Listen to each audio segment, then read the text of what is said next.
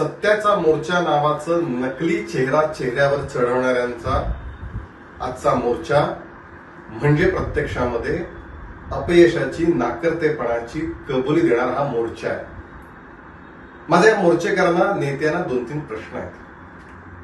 प्रश्न क्रमांक 1, विधानसभेला ही यादी प्रकाशित झाली होती.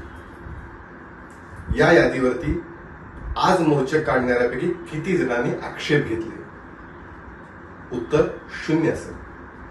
दुसरा प्रश्न, लोकसभेला घवघवीत यश मिळालं, तीच ही यादी विधानसभेला पराभव झाल्यामुळे आता महापालिकेला नकोशी का वाटायला लागली?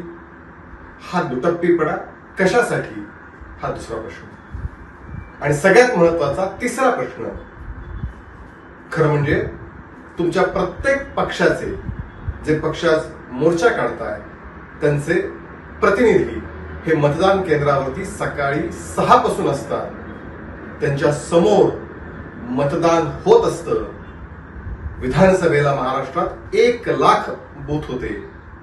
यापैकी 1% 0.5% म्हणजे 1,500 बूथवर तरी आज मोर्चा काढणाऱ्यातल्या काँग्रेस, उबाठा, मनसे, शरद पवार गट यांच्यापैकी एकाने तरी बोगस मतदानाचा कधी कुठला आक्षेप घेतलाय का?